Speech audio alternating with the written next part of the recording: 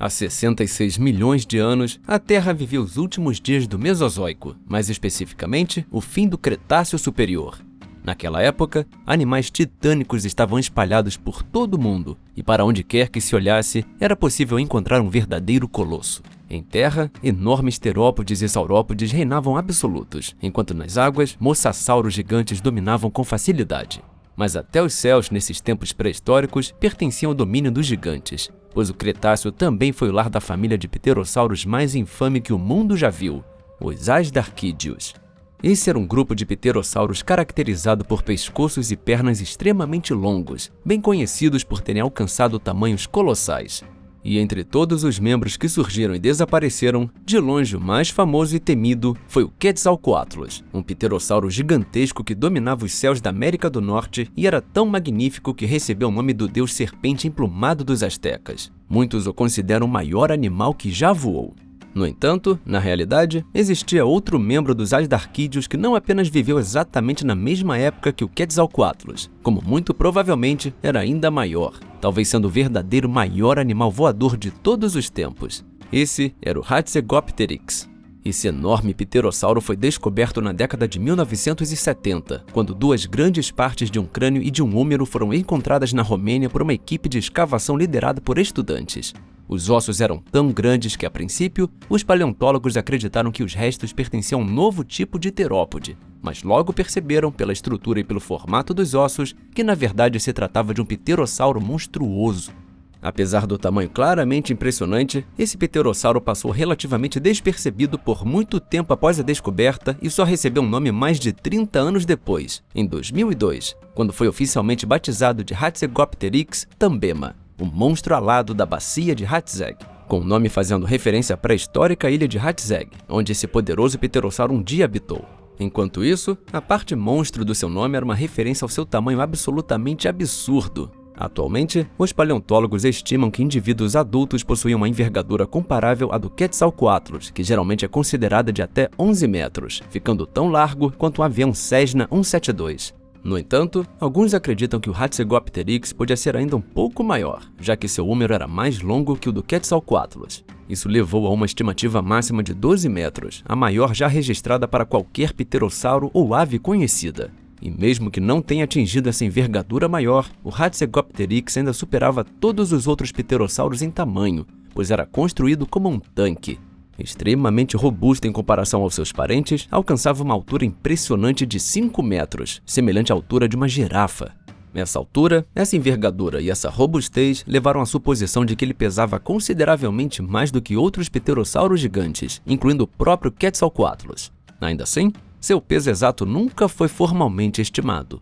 Graças ao seu tamanho descomunal, o Hatzegopteryx não é apenas geralmente considerado o pterossauro mais pesado e, portanto, o maior de todos os tempos, como também o maior predador terrestre presente na Europa há 66 milhões de anos. E, curiosamente, seu tamanho se devia em grande parte ao lugar que chamava de lar. Na época em que existiu, a Europa era um vasto arquipélago formado por ilhas pequenas, médias e grandes. Uma delas era a ilha de Hatzeg. Acredita-se que tivesse tamanho comparável ao da atual Irlanda e que fosse separada do continente por longas extensões de oceano profundo em todas as direções, por mais de 300 quilômetros. Isso a tornava extremamente isolada. Também não havia grandes terópodes vagando pela ilha naquele período, e existiam poucos predadores no geral. Isso permitiu que o Hatzegopteryx ocupasse o papel de predador de topo e crescesse de forma imensa, praticamente sem competição ou ameaças. E ele não desenvolveu apenas um corpo gigantesco nessa ilha. Também evoluiu um crânio absurdamente grande, medindo 2,5 metros de comprimento, tornando-se um dos maiores crânios já registrados entre todos os animais não marinhos. Além disso, ele era único, porque ao contrário da maioria dos crânios de pterossauros, que tinha uma estrutura graciosa, o Hatzegopteryx possuía uma cabeça excepcionalmente robusta e resistente, com grandes cristas que indicam a presença de muita musculatura em vida. Seu pescoço também era surpreendentemente forte, tinha um formato curto e largo, e estudos apontam que media cerca de metade do comprimento esperado para um pterossauro. Esse pescoço reforçado apresentava cristas que funcionavam como pontos de fixação muscular, garantindo alta durabilidade ao movimentar seu crânio titânico. Algumas pesquisas indicam que esse pescoço Frankenstein podia suportar forças de até 10 vezes o próprio peso corporal. Essa força incomum, somada às proporções do crânio e da mandíbula, levou os paleontólogos a suspeitar que esse pterossauro estava em outro nível quando o assunto era matar.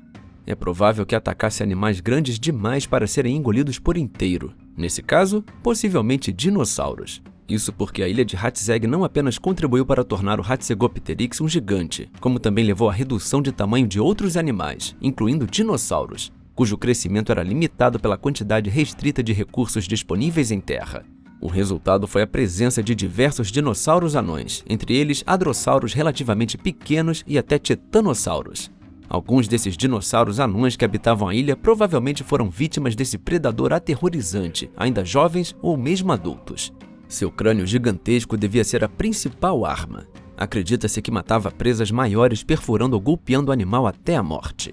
E claro, não apenas dinossauros estavam na sua lista. Os paleontólogos geralmente consideram Hatzegopteryx um forrageador generalista terrestre, o que significa que passava a maior parte do tempo no solo, caçando praticamente qualquer coisa que surgisse e não representasse um grande desafio. Embora a Terra pareça ter sido o ambiente onde viveu a maior parte da vida, esse colosso ainda era plenamente capaz de voar. Suas asas eram totalmente desenvolvidas e comparáveis em estrutura às de outros pterossauros voadores conhecidos, indicando que seu tamanho não o tornou incapaz de alçar voo. Ainda assim, por parecer tão atarracado e pesado, os paleontólogos acreditam que ele precisava de alguma forma de reduzir o peso do crânio colossal para conseguir decolar. A explicação mais aceita está na estrutura interna do próprio crânio. Os ossos apresentam inúmeras cavidades e espaços ocos, o que o tornava menos pesado do que aparentava, mas ainda assim forte e flexível. Além disso, as asas também apresentavam essas mesmas cavidades e pontos ocos, algo único entre os pterossauros, já comparado à estrutura do poliestireno expandido, conhecido nos Estados Unidos como styrofoam. Isso, sem dúvida, ajudava na hora de levantar voo. Ainda assim, ganhar os céus mesmo com uma construção mais eficiente não era tarefa simples. Para conseguir, o Hatzegopteryx provavelmente precisava se impulsionar do chão, essencialmente saltando com os próprios membros. Uma vez no ar, durante muito tempo acreditou-se que fosse um excelente planador, capaz de percorrer grandes distâncias sem precisar de pausas, graças à enorme envergadura. Porém, estudos mais recentes questionaram essa ideia. Segundo essa nova interpretação, por causa do tamanho corporal, ele provavelmente não conseguia voar por longas distâncias e seria mais adaptado a voos curtos, precisando descansar com frequência. Hoje também se acredita que o Hatzegopteryx usava a capacidade de voo principalmente para localizar áreas de caça e se deslocar pela ilha que dominava. E conseguir atravessar a ilha de Hatzeg com eficiência era uma vantagem enorme para o maior predador do ambiente.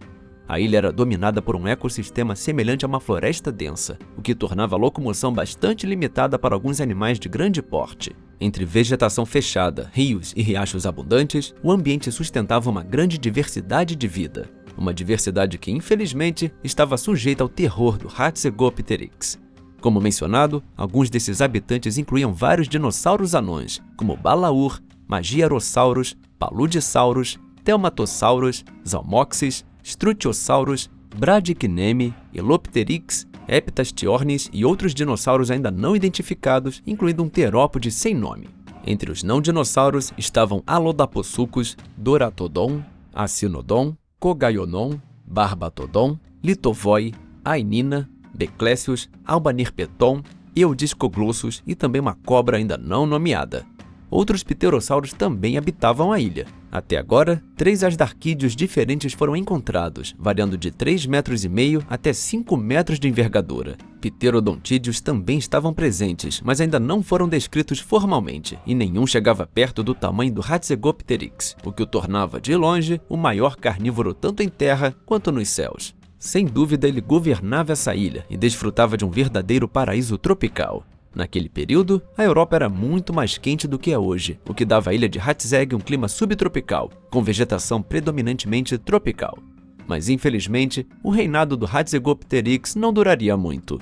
Mais cedo ou mais tarde, o Cretáceo seria encerrado de forma violenta pelo impacto de um grande asteroide. Um evento que levou à extinção dos dinossauros não avianos e dos pterossauros, incluindo o maior animal que já cruzou os céus.